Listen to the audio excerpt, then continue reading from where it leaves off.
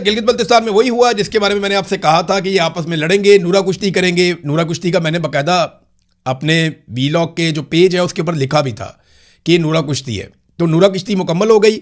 नूरा कुश्ती के बाद जिसको जितनी सीटें मिली, इसी तनख्वाह पे काम करने के लिए पाकिस्तान पीपल्स पार्टी और नून लीग ने मिलकर गिलगित बल्तिस्तान में हुकूमत बनाने का फैसला कर लिया है। अभी थोड़े दिन पहले तक वो कहते हैं ये बहुत बुरे हैं, ये चोर हैं, ये फार्म 47 पे आए हुए हैं, ये गलत फैसले कर रहे हैं, ये आपका हक मार रहे हैं, ये आपके हक पे डाका डाल रहे हैं। और अब वो दूसरा कह रहा था नहीं ये है चोर, ये फ्रॉडी है। तो देखो उन्होंने कराची का क्या हाल किया, वो तुम्हारा भी यही हाल करेंगे।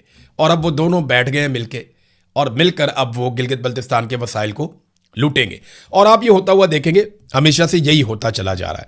जो इनको मिलिट्री एस्टेब्लिशमेंट कहेगी ना, ये करते चले जाएंगे। तो मिलकर अब इन्होंने हुकूमत बनाने का फैसला किया है। पाकिस्तान तहरीक इंसाफ जीती है या नहीं जीती?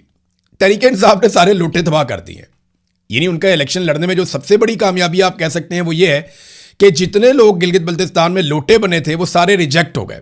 हालांकि उनकी बड़ी अपने इलाकों में वोट बैंक भी था, अपने इलाकों में पहचान भी थी, और वो जोम के साथ अलग हुए थे जब खालिद खुर्शीद के खिलाफ पूरा एक ऑपरेशन किया गया था कि जनाब हमें तो हमारे लोग वोट डाल देंगे। नहीं पड़े वोट, फारिग हो गए। तो पीटीआई ने लोटे सारे ठोक दिए, हत्ता के बड़ा लोटा जो था वो भी ठोक दिया। गो के खुद पाकिस्तान तहरीक इंसाफ अक्सरियत नहीं ले सकी। हाँ, जो मैंने बात की पिछले वीलॉग में, अब बैरिस्टर गौहर भी वही बात कर रहे हैं और उन्होंने वजाहत के साथ बात की। ये कोई ढकी चुपी बात नहीं है। बैरिस्टर गौहर ने साफ कह दिया कि जनाब हमारे साथ प्री पोल रिगिंग हुई है। लेकिन जो धांधली पाकिस्तान तहरीक इंसाफ के साथ गिलगित बल्तिस्तान में हुई उसका 80% इलेक्शन वाले दिन से पहले हो चुका था। जो उन्होंने करना था उन्होंने पहले कर दिया था। पहले उन्होंने तैयारी बड़ी कमाल की थी। बार बार आपको बता रहा था कि वो ये भी कर रहे हैं, वो ये भी कर रहे हैं, वो ये भी कर रहे हैं, वो ये भी कर रहे हैं, और इलेक्शन वाले दिन उन्होंने ये करना है, और इलेक्शन वाले दिन उन्होंने वो कर दिया। 2-3 सीटें जो हैं वो ऐसी हैं जहां पाकिस्तान तहरीक इंसाफ के हमायत याफ्ता उम्मीदवारों को जीतना चाहिए था, वो उन्होंने जबरदस्ती ले ली। लेकिन ज्यादातर सीटें उन्होंने इलेक्शन होने से पहले ही छीन ली थी, दीवार के साथ लगा के, लेवल प्लेइंग फील्ड ना देकर, इंतखाबी निशान ना देकर। दूसरा जो इंतखाबी निशान एक इत्तेहाद की सूरत में मिला वो भी उनसे छीन लिया। उनके वोटर लिस्टों के अंदर जो तब्दीली कर दी गई, पोलिंग स्टेशंस को उठा के कहीं से कहीं पहुंचा दिया गया, अपनी मर्जी का अमला लगा दिया गया और हर हरबा इस्तेमाल किया गया। यहां तक कहा गया कि अगर आपने पीपल्स पार्टी और नून लीग को वोट ना दिया और पीटीआई को वोट दिया तो याद रखिएगा जैसे हमने खैबर पख्तूनख्वा की गंदुम बंद की है, हम गिलगित बल्तिस्तान की गंदुम भी बंद कर देंगे। रोटी तक का डरावा दिया गया लोगों को। तो प्री पोल रिगिंग की एक लंबी दास्तान है जो वहां पे की गई है। मैंने आपसे कहा था कि नवाज शरीफ साहब को सख्त अल्फाज का सामना करना पड़ा, एक सख्त पैगाम उन्हें पहुंचाया गया।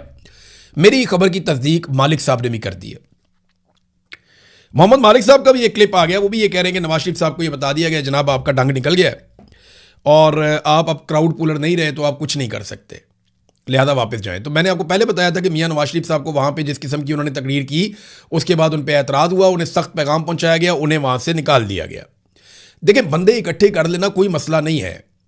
ये तो IPP जो है वो पाकिस्तान की गैर मकबूल तरीन जमात है, वो भी बंदे इकट्ठे कर लेती है। पैसा फेंक तमाशा देख, यानी बड़ा आसान है। आपके पास पैसा होना चाहिए, आप पैसा फेंकते जाएं, मजदूरों को, गरीबों को, कमजोरों को, मेहनत कशों को फैक्ट्रियों से उठा के बंदों को बसों में भर के आप लाते जाइए और आप 50,000 बंदा सामने इकट्ठा कर लें तो आपका बहुत बड़ा जुलूस बन जाएगा। बंदे तो फजलुर रहमान साहब भी मदारिस में इकट्ठे कर लेते हैं। वो एक नारा लगाते हैं मजहबी नौइयत का और मदारिस को कह देते हैं अपने स्टूडेंट्स को लेकर आ जाओ, बसें चली जाती हैं। वो स्टूडेंट सारे पहुंच जाते हैं और सामने 10-12,000 15,000 का मजमा होता है और वो इतने ऑर्गेनाइज बैठते हैं कि लगता है जैसे 50,000 है। तो फजलुर रहमान साहब भी बंदे इकट्ठे कर लेते हैं। बंदे तो IPP भी इकट्ठे कर लेती है, बाकी लोग भी कर लेते हैं। बंदे इकट्ठे कर लेना अलग बात है, उस क्राउड को कंट्रोल करना, उसको चार्ज करना और उसको अपने साथ लेकर चलना, ये लीडर कर सकता है। और नवाज शरीफ साहब की अब ये कैपेसिटी खत्म हो गई है। जब तक नवाज शरीफ साहब कोई बड़ी कुर्बानी नहीं देंगे तब तक उनको ये सहूलत अब मुयस्सर नहीं है।